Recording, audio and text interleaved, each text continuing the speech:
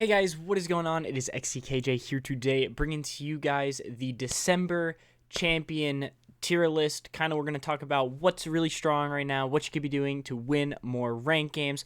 Also, this month, guys, we are going to be doing daily uploads for the month of December. So Monday, Tuesday, Wednesday, Thursday, Friday. I guess daily weekday uploads, nothing on the weekends. So 5 videos a week. Super excited about it. Ending out the year nice and strong. Starting out with a very fun video right here.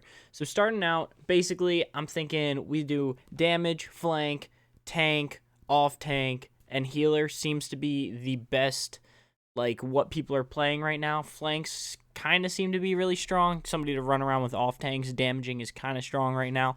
There's not really any double healer, like, metas that I'm seeing, especially not in higher elo. You probably can abuse it in lower elo.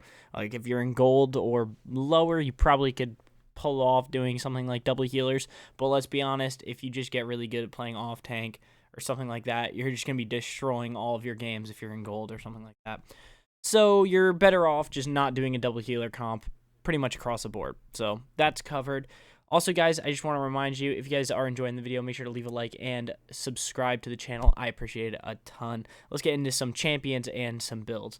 So moving on to damages right now, Saty is, like, killing it, dude. You learn how to play, and I'm, like, not even abusing this as I should be abusing this. Saty is probably one of the most abusable champions in the game right now.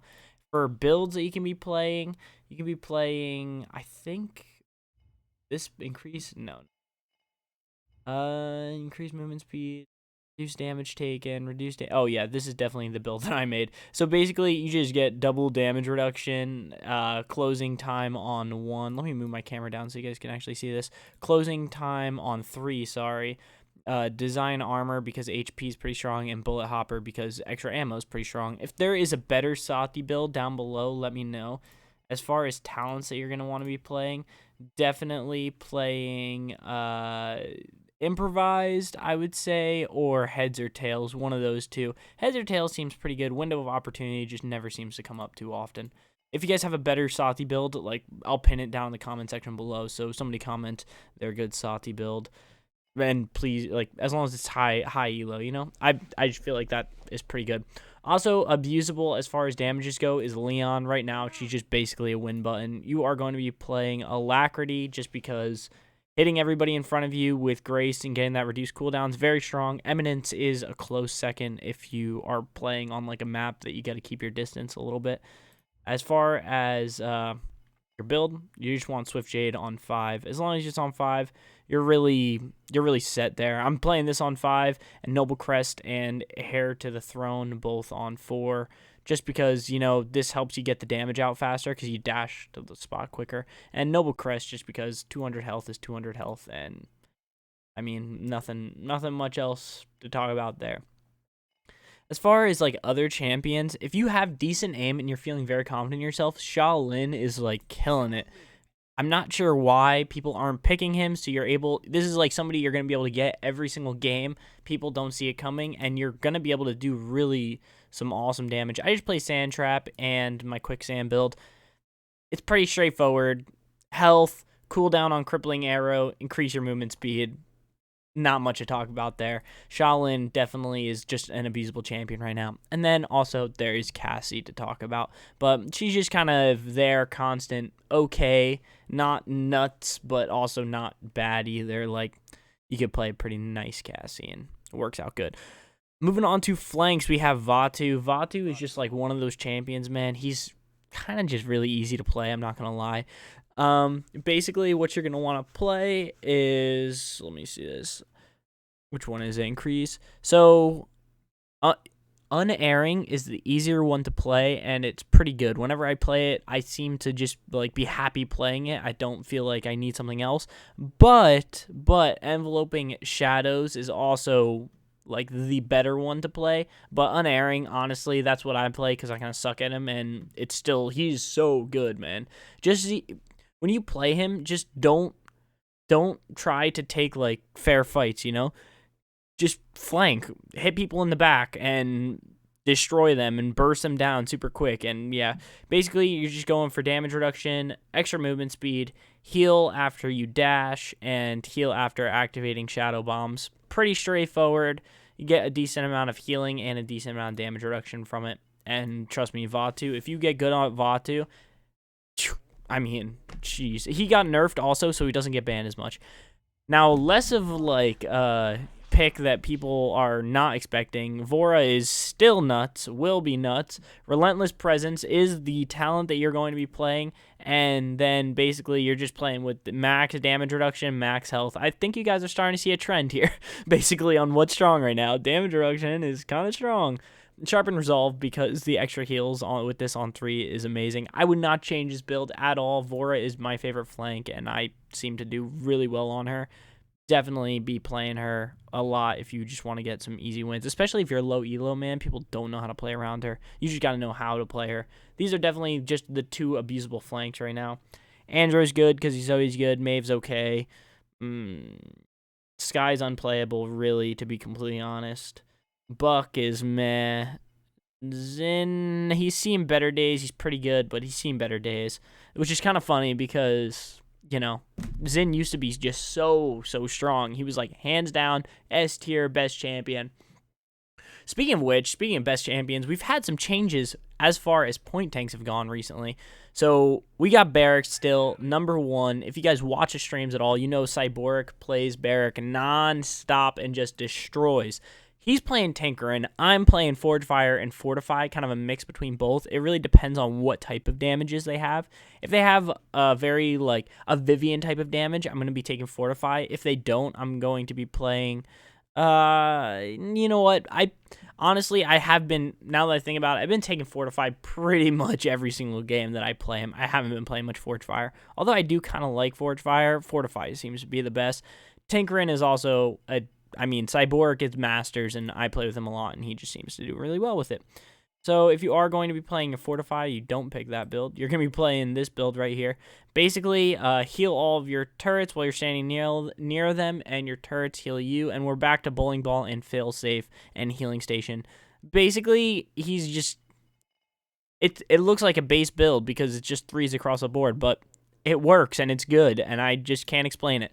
So that's what I'm playing. Another one that you can be trying out is this right here. This is actually a really strong build, especially if you are playing Tinkerin, or you could even try it with Fortify. It's not a bad build at all. Definitely try this. You can even just take this into rank blind. You just dash around, get some extra heals, get some extra shields. It's very good. I like it a lot. Moving on, as far as other point tanks go, like Barrack is number 1. Barrack is even good against Nando, who got huge nerfs. Point tank Nando, you're still playing Aegis. Like, not much has changed, to be completely honest. You're still playing Aegis and increased movement speed, increased healing. Yeah, this is your frontline build basically right here. I just want to make sure that I have the right build up. So you're basically doing the same thing, putting up your shield on the point. Once your shield is down, you just dash off the point. Rinse and repeat, do that over and over again. And you're going to shield for like 200,000 shielding. It's going to be crazy because, I don't know, it's just Nando. But he is definitely not as oppressive as he was. If you don't ban him, like, you'll be okay. Like, I would ban Vora and Leon over Nando right now, depending on what role I'm playing. But if I'm playing, like, a damage, I really don't care that they have a Nando, like I used to care. Inara has kind of just, like, she's meh right now. She's not oppressive. Like, Barrack and Nando are, like, super oppressive, and Inara is just like, oh, yeah, they have a point tank. Speaking of oppressive champions that you should be watching out for, Rom and Yag, both of them together, if you're, like, last pick or something like that, or you can get your last pick to save for you, you know, you pick for your last pick, and then you kind of are just waiting. If they don't have any CC on their team, any sort of crowd control, so they don't have a Grover or something like that, holy crap, man. You're just going to be able to do work with these 2 champions. So definitely be abusing this if they're not picking hard CC.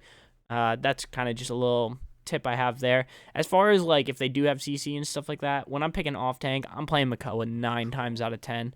Even over Ashe, which seems to be getting picked a lot. I'm still playing Half Shell with my Barrier Reef build.